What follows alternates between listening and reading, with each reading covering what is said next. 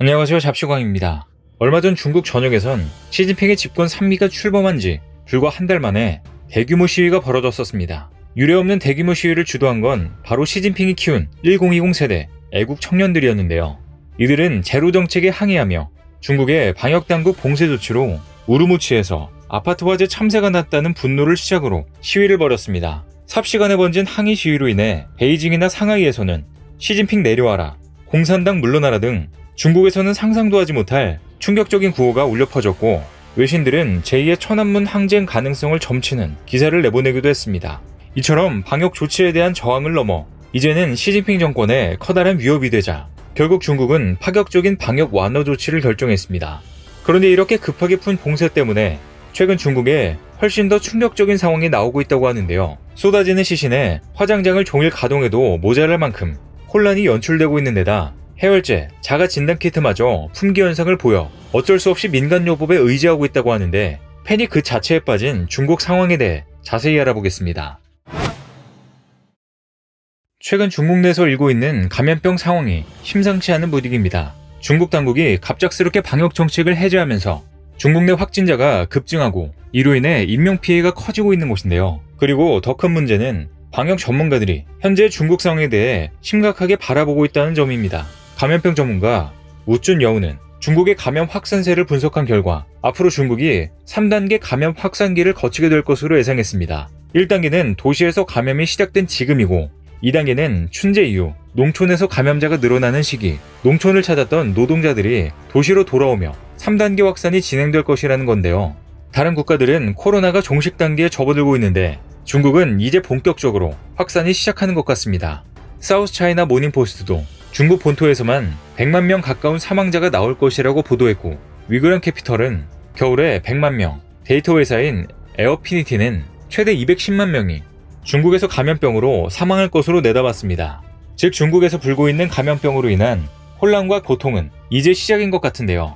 실제로 최근 중국 베이징에선 화장장을 하루 종일 가동해야 할 만큼 사망자가 급증하고 있습니다. 월스트리트저널에 따르면 베이징 둥자오 화장장은 매일 200명의 사망자를 화장하고 있는데 평소 하루 30-40명을 처리하다가 최근 5배 이상 늘어났습니다. 이 화장장은 베이징시 당국이 운영하는 곳으로 확진자 시신을 다루도록 지정됐는데요. 해당 화장장 직원은 방역 완화 이후 업무가 몰리고 있다며 하루 24시간 돌리고 있는데 계속 이렇게 할 순 없다고 토로했습니다. 또 다른 직원도 보통 정오에 하루 화장 절차가 마무리됐는데 최근에는 한밤중까지 이어지고 있다며 분위기를 전했습니다. 하지만 더 큰 문제는 중국인들 대다수가 효과가 떨어지는 중국산 백신 접종자인데다 미접종자도 많아 확진자가 걷잡을 수 없이 늘어날 수 있다는 것인데요. 그래서 중국 안팎에서는 앞으로 본토에서만 100만 명에 가까운 사망자가 나올 것이란 경고가 심심치 않게 나오고 있는 상황입니다. 그리고 이런 우려는 현실화되고 있는 분위기로 중국 곳곳에선 감염 급증을 감당할 수 없을 만큼의 시스템이 마비되고 있습니다. 실제로 가족 시신을 화장하려던 한 둥자오 주민은 화장장에서 이틀간 시신을 처리할 수 없을 것이라는 말을 들었다고 전해왔는데요. 중국의 갑작스러운 팬데믹 제한 완화에 수많은 인명피해가 발생하고 있는 것입니다. 심지어 보통 정오쯤이면 마무리됐던 하루 화장 절차가 최근에는 한밤중까지, 심지어 24시간 내내 이어지고 있다는 충격적인 증언도 쏟아지고 있습니다. 이렇듯 화장장을 24시간 가동할 만큼 중국 내 감염병 상황이 심각하지만 중국 당국은 공식 사망자는 아직 0명이라며 조작 발표하기에 급급했습니다. 실제로 방역 정책을 대폭 완화한 이후 화장장과 장례식장에서 밀려드는 시신을 감당할 수 없을 정도지만 중국 정부는 지금도 매일 사망자를 0명으로 발표하고 있어 그 규모조차 제대로 가늠하기 힘든 상황입니다. 중국 국가위생건강위원회가 18일 발표한 통계를 보면 중국 전역에서 감염병 사망자는 한 명도 발생하지 않았습니다. 위건이 발표해서 중국 내 사망자가 발생한 건 지난 3일 산둥성과 쓰촨성에서 각각 한 명의 사망자가 나온 것이 마지막이었습니다. 이후 보름 가까이 추가 사망자는 발생하지 않았고 2020년 감염병 발생 이후 지금까지 중국 내 누적 사망자는 5,300명이 머물러 있습니다. 하지만 이 같은 통계는 현실을 전혀 반영하지 못하고 있는 것으로 보이는데요. 통계를 조작하고 있는 것이 분명하나 억지로 중국인들의 눈과 귀를 막고 있는 것입니다. 최근 홍콩 명보는 베이징에서 감염과 관련된 사망 사례가 급증하고 있다며 시내 병원 영안실과 장례식장에서는 밀려드는 시신을 안치할 장소가 없어 바닥에 쌓아두는 상황이 벌어지고 있다고 보도했습니다. 베이징의 중일 우호병원 관계자도 현재 시신 안치소는 모두 가득 차 있고 바닥에도 쌓여 있는 상황이라며 병원에서 사망한 환자조차 안치할 수가 없어 다른 곳으로 이송해야 하는 실정이라고 전했습니다. 이렇게 중국이 계속해서 통계를 조작하고 사망을 은폐하고 있는 가운데 중국에서 코로나19에 감염된 초등학생까지 사망하자 중국인들은 더욱 불안감이 확산하고 현실과 괴리된 통계를 발표하는 방역 당국에 대한 불만들이 쏟아지고 있습니다. 20일 웨이보 등 중국 SNS에는 광시자치구 허저우에 사는 한 여성이 초등학교 4학년인 딸이 코로나에 감염돼 나흘 만에 숨졌다고 알린 글이 급속히 확산하고 있습니다. 여기서 문제는 허저우 질병통제센터에서 취향이 양성 판정된 것은 맞지만 부검을 하지 않아 코로나로 사망했다는 증거가 없다는 충격적인 답변을 늘어놓았다는 것인데요. 이에 누리꾼들은 현지 방역당국은 책임 회피성 발언만 하냐, 코로나19 감염 사망자 통계에 취향의 사례가 포함되지 않았느냐, 이 어린 소녀의 죽음을 누가 책임질 것이냐고 성토했습니다.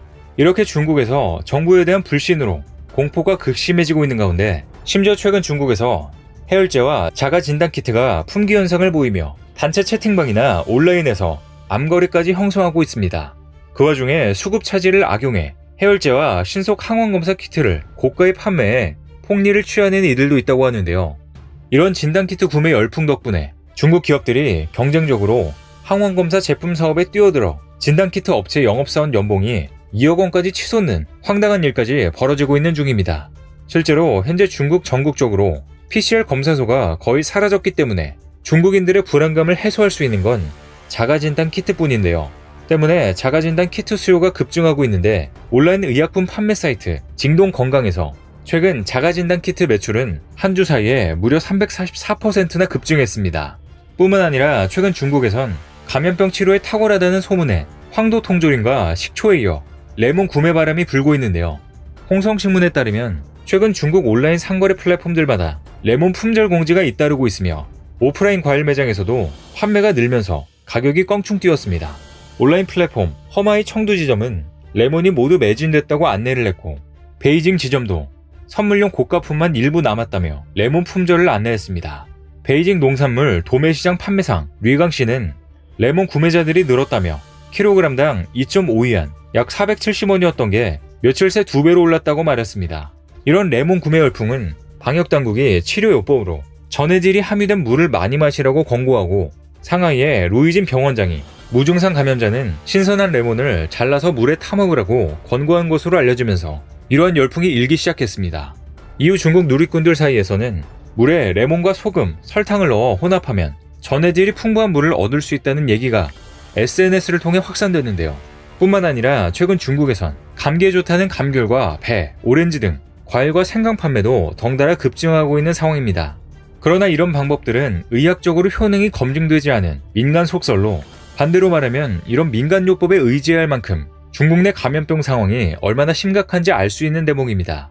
이렇게 검증되지 않은 여러 민간요법들이 공유되고 있는 가운데 중국인들은 SNS로 본인들의 다양한 감염 증상을 공유하고 있습니다. 오미크론의 뒤를 잇는 파이 변이 출현에 대한 진지한 우려도 나오고 있습니다. 어느 한 남성은 눈이 퉁퉁 부어 계속 눈물이 난다고 밝히며 이름하여 울음주, 코로나19의 다양한 변이주에 빗대어 이름을 붙였습니다. 이 밖에도 오미크론 변이 주요 증상인 고열과 인후통에서 따온 분화주, 칼날주, 별다른 증상이 없어 가볍게 지나간다고 해서 행운주 등 14억 인구만큼이나 증상도 다양했습니다. 전문가들은 과학적 근거 없이 만들어낸 말이라면서도 새로운 변이가 나타날 수 있다는 경고도 빼놓지 않았습니다. 전체 중국인의 60%인 8억 명이 감염될 것이란 전망 속에 오미크론 이외에 새로운 변이가 나타날 것이란 가능성이 매우 높은 상황입니다. 오미크론의 뒤를 잇는 파이 변이로까지 튀면서 면역 회피나 독성이 강화될 경우 팬데믹 종식은 더 늦춰질 수밖에 없습니다. 그런데 이처럼 중국 당국이 제로 정책을 갑자기 폐기하고 확진자가 급증하고 있는 가운데 시진핑 주석은 아무런 공식 입장을 내놓지 않고 있어 비판이 쏟아지고 있는데요. 실제로 중국 안팎에서 의료 시스템과 경제 붕괴까지 우려하는 상황인데도 불구하고 시진핑은 여전히 침묵하고 있어 책임을 회피하고 있는 모습입니다. CNN은 시진핑은 우한에서 팬데믹이 시작된 초기와 상하이가 봉쇄된 채 고통스러운 몇 주를 보내는 등 불확실한 시기에 자주 그랬던 것처럼 계속해서 침묵을 지키고 있다고 비판했습니다. 황현중 미국 외교협회 보건선임연구원은 시진핑은 손가락질을 피하고 싶었을 것이라면서 다수의 사망으로 이어질 경우를 대비해 갑작스러운 방역 완화와 자신을 연결시키고 싶어 하지 않을 것이라고 말했습니다. 이렇게 중국 당국이 갑자기 방역 정책을 완화하면서 중국 일대에 엄청난 혼란이 일고 있는데요. 시진핑이 계속해서 침묵을 이어가는 가운데 중국인들의 불만과 정부에 대한 불신은 더욱더 깊어져 가고 있습니다. 앞으로 이러한 혼란스러운 상황들이 어떻게 진행될지 관심 있게 지켜보겠습니다. 오늘 준비한 소식은 여기까지입니다. 댓글을 통한 여러분들의 많은 의견 기다리겠습니다. 시청해주셔서 감사합니다.